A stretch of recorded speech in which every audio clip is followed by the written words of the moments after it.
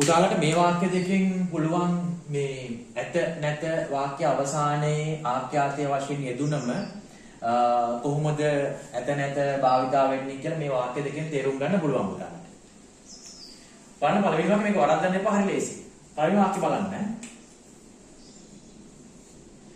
ශිෂ්‍ය ශිෂ්‍යාවෝ පාසලේ මම ඇත නැත දෙකම දැම්ම එක්ක ඇත එක්ක නැත. හරිද? ශිෂ්‍ය ශිෂ්‍යාවෝ පාසලේ ඇත නැත්නම් නැත. ඉතින් මෙතන මේ වාක්‍ය බැලුවා ඔයාලා අනිත් වාක්‍ය බලන්න දෙවෙනි වාක්‍ය ශිෂ්‍ය ශිෂ්‍යාවන් පාසලට පැමිණ ඇත නැත්නම් නැත්නම් මම දැන් ඇත විතරක් ගන්නවා. පුතේ බලන්න මේ මුල් වාක්‍යයේ ඇතට කලින් ක්‍රියාපදයක ස්වරූපයක් නැහැ.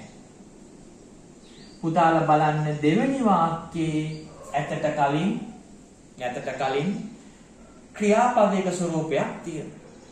ඒ කියන්නේ මෙතන තියෙන්නේ పూర్ව ක්‍රියාවක්.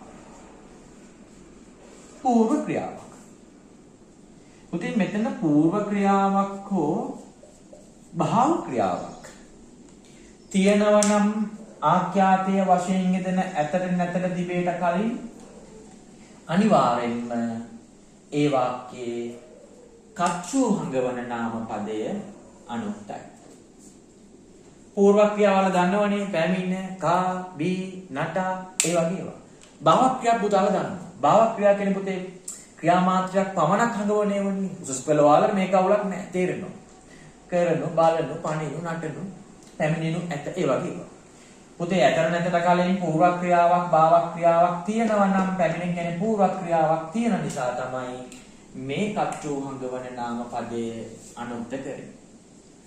මුල් එක බලන්න පුතාලා ඇතර නැතට කලින් పూర్ව ක්‍රියා, භව ක්‍රියා, ක්‍රියාපද ස්වරූප මොකක්වත් නැති නිසා නැහැ මෙතන නැති නිසා කච්චු හංගවන නාම පදයේ උක්තයි.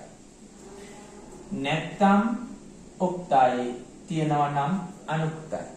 නැත්තම් උක්තයි තියෙනවා නම් අනුක්තයි. නැත්තම් උක්තයි තියෙනවා නම් අනුක්තයි. නැත්තම් උක්තයි තියෙනවා නම් අනුක්තයි. නැත්තම් උක්තයි තියෙනවා නැත්තම් උක්තයි තියෙනවා නම් අනුක්තයි. පුතාලා මේක වරද්දන්න එපා. පුතාලාගේ නංගිල මල්ලිලාට, අම්මලා තාත්තලාට මේ ඇත නැත වාක්‍යයේ ආඛ්‍යාතයේ වශයෙන් යෙදෙනකොට තියෙනවා නම් పూర్ව ක්‍රියා, භව ක්‍රියා අනුක්තයි.